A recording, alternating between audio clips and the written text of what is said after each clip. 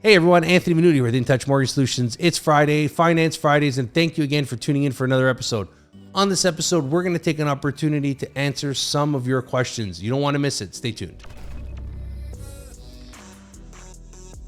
On this episode, I want to take an opportunity and go over some of our viewers and our clients' questions, especially with the Canadian real estate and mortgage marketplace changing. Bank of Canada talking about another rate increase on July 13th. Obviously, we have a lot of data coming out from, polls that we see for Manulife. 1 in 4 Canadians might be having to sell their homes if interest rates go up further. Obviously, inflation now at in the U.S., it's almost 9% at a 4-decade high. Our data here in Canada is going to be coming out probably at the end of the month, and we're anticipated to see a little bump up in the cost of goods and services. And the real estate market is continuing to show signs of normalcy where it's starting to come back down from its highs. And that is a conversation that you should be having with your real estate professional if you're looking to get out there and buy, as well as if you're looking to get a pre-approval, make sure to speak with your mortgage professional. But right now, what I want to do is dive into a couple questions that we have from our clients. Now, before we engage in these questions, very important to understand a few things. Obviously, we don't have a crystal ball. So the conversations that we're having are coming from a point where we're observing what happened in the past and basically also, more importantly, understanding where the client is in their financial journey, where they are with their finances and employment income, obviously the home, what their plans are for that home, so that we can better gauge those questions. So for the first question was, should I be looking at going into a fixed rate mortgage? And obviously, for many Canadians who have a variable rate mortgage, as the majority of new mortgage origination was in the variable space, for many Canadians, those rates were very attractive. Obviously, we hope that if you got those mortgage is through your institution or from another broker, they explain to you, obviously, what is the cause or what could happen to you if you get into variable rate mortgage. But obviously, the pros, for my opinion, outweigh the cons. But as I said, that is all dependent on your financial tolerance and risk adversity. So first question, should I lock into a fixed rate from a variable? First thing I would ask the client is, especially if I don't know the client and we're just having that conversation, is your mortgage a variable rate mortgage where your payments are locked in and fixed, meaning that your interest on the back end of the mortgage gets impacted. So that means more money goes towards interest than towards principal as the prime lending rate goes up with that bank and as the Bank of Canada increases its rates. So understanding what product you have, because then there's the variable rate component, which is basically where your payments change. So if the Bank of Canada increases its policy rate, the bank increases its prime rate, therefore my payments change. And if it's whatever, $100, then I pay that difference. I get a notice and basically my payments change. So I'm compensating the difference. The major difference between the two, for those of you who may not be aware, is as your payments change, you're making that extra payment on that mortgage, which means you're continuing that amortization journey, which means if you were set up at a 30-year, 25-year, and the interest rates go up, you pay that difference, you're still going to be on track to pay off that mortgage, all things considered, in the duration of that amortization, as opposed to the other side where you could run into the risk of a potential negative amortization or a trigger rate. So if you're in one of those payments or mortgages where your payments are fixed, it's very, very important to understand and try to dig up that old mortgage statement and find out what your trigger rate is when that payment can or will change. So that's the first thing, understanding the product. 2 is understanding the journey with the home. Are you planning to stay in this home for a long period of time? Is this something that you're basically looking at moving or selling, renovating, restructuring, pulling out equity from the home, getting a line of credit, paying off some debts in the near future when interest rates maybe come back down? Because understanding that question before you lock in can save you a lot of money, not just today, but tomorrow when it comes to those penalties. Understanding the term, right? So most Canadians, I should say, not every Canadian, but most Canadians on average take a 5-year term. So if you just got your variable rate mortgage, let's say a year, and you're looking to lock into a 4-year term, understanding what that rate will be. Right now, basically, all the banks based on the bond market have increased their fixed rate mortgages, their 5-year fixed rate mortgages, to just over 5%. Some banks are already at 5.3, 5.2, 5.1. So obviously, we're well over the 5% mark for conventional 30-year amortizations. For insured mortgages or mortgages that are less than 25 years, those rates might be different, but they're on purchases and refinances.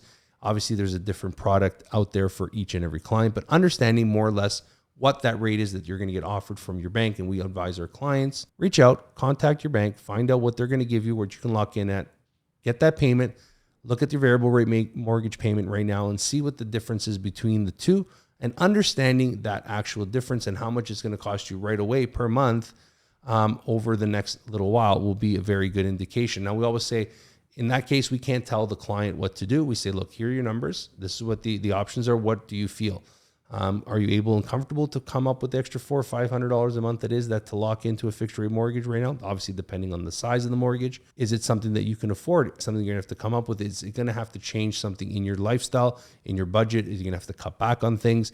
Understanding those options, very, very important. When you look at all these things combined, obviously money is very important, but it's your health, right? And this is another conversation that we're having with our clients, because you're looking at their financial situation. Maybe you're working, maybe they lost their job, maybe they started a new job, maybe one person's on mat leave, they had a child, income structures have changed, debt load, servicing, all these things in consideration. Understanding the mental state and your health is way, way more important than your wealth. Making sure that if locking into a fixed rate mortgage is going to help you sleep at night, and it's not going to cause you any duress, and it's going to avoid arguments with your partner or spouse or whatever the case may be, right? You need to understand that might be an option for you, right? And understanding that your health and your mental well-being is way more important than the extra money potentially. Without your health, we have nothing, right? So that's what we always say. And understanding all that, encompassing whether you're looking to go into a fixed or variable rate mortgage, there's a lot of things to consider. Overall, no matter what it is, I always suggest reaching out to your mortgage professional, having a conversation about your finances, and seeing if there's any other alternatives that can present themselves when having that conversation. And if you're coming up for mortgage renewal in that scenario, because a lot of clients are saying, hey, I'm in a variable, I'm thinking about going into a fixed when I get my renewal, you might be in for a big shock as well. So having that conversation well ahead of your renewal date with your mortgage professional could save you thousands of dollars. So question number 2 is, how do higher interest rates impact my qualification? So this is obviously coming from a few buyers that are looking to get out there into the market, and also some buyers that their pre-approvals are coming up for maturity, and they bought, but maybe that closing date's further out and they can't get that rate hold for that product, and they're thinking about their options. So obviously, with interest rates being high, as we mentioned earlier, 5-year mortgages well over 5%. Just a few months ago, everyone was, and we still are, qualifying at 5.25%. However, it's always been the contract rate plus 2%. Back when rates were lower, everyone was under the 5.25%, unless you're working with an equity or a B bank. But basically, you're looking at the option saying, okay, everybody qualifies at 5.25.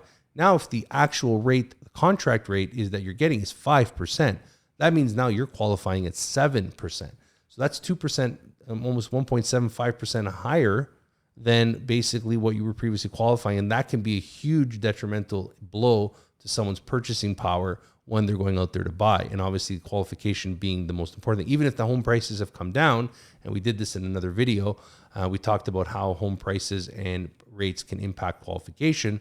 But basically, it's very important to understand that. Now, the other side is a lot of clients may choose to go on the variable rate product, because even if the variable rate has come up, the prime has come up and the discounts are dwindling, something that we've basically forecasted to say, look, if the bank increases its policy rate, chances are the banks will start to reduce their discounts on those mortgages. So clients that saw variable discounts potentially at like prime -1 for a 30-year amortization, maybe we're at prime -30, 40, maybe 50 for some banks, depending, but you're not seeing that massive discount being offered anymore. So basically that means, let's say right now prime is at 3.7%. Let's say, you get basically a prime -20. So basically that's 3.50%.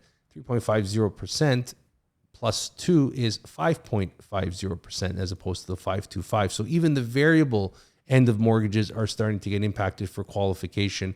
And that is something that's very important to understand. Now we're going to move on to question number 3 is now the right time to buy? Right. So we're getting this question with our clients in the qualification part, and they're asking us, is now the right time to buy? Anthony, you've been in the industry for 12 years plus 10 in the banking industry, is now a good observational time to buy? And obviously it's a very loaded question, because I don't want to be the person that says, hey, you should go out there and buy a house today.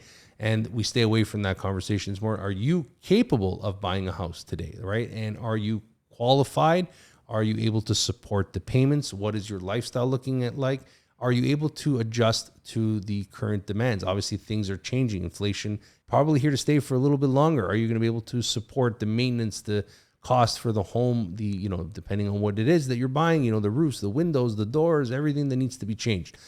when we say this is now right time to buy, obviously prices have come down, qualifications a little bit harder.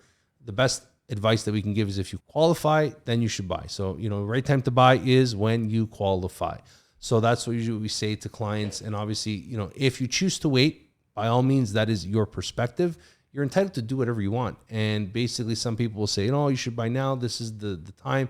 I believe that we're in an opportunity right now because a lot of clients are actually going out there and taking and capitalizing on some of the opportunities to get into the market where homes that were priced significantly higher just a few months ago are coming down in price. So they're able to score a nice home for less than what it would cost them a little while ago. But obviously the most important part of that is obviously the cost of borrowing has gone up too. So this is the fine balance. Let us know in the comment section below if you think we're in an opportunity for first-time home buyers and move-up buyers to get into the market, or should they continue to wait? Because obviously I know a lot of people out there are predicting and saying that markets are going to correct even more. Certain markets are going to go haywire. Obviously, there's a lot of conversations being had. None of us have a crystal ball. And if you do, please send us over the lottery winning numbers so we can all win the lottery, right? But no, just basically wanted to cover some of those major questions. We're going to do this a little bit more often as we start to get these questions in. But I really wanted to just take an opportunity to go over some of the questions that we're getting here from our viewers and from our clients. And obviously just sort of giving you the question and the answer, but sort of making you think a little bit more about the question that you're asking and try to do a little bit more digging. So don't forget, download our app in the mortgage, in the description box below, so that you can basically look at what's happening with rates and obviously run those numbers for yourselves. And if you have any questions, always feel free to reach out to us here at In Touch Mortgage Solutions. We're here to help and give you guys the right advice. So I'll leave the video here. Hope everyone has a great and wonderful Friday, even better weekend ahead. Until next week, thanks for watching.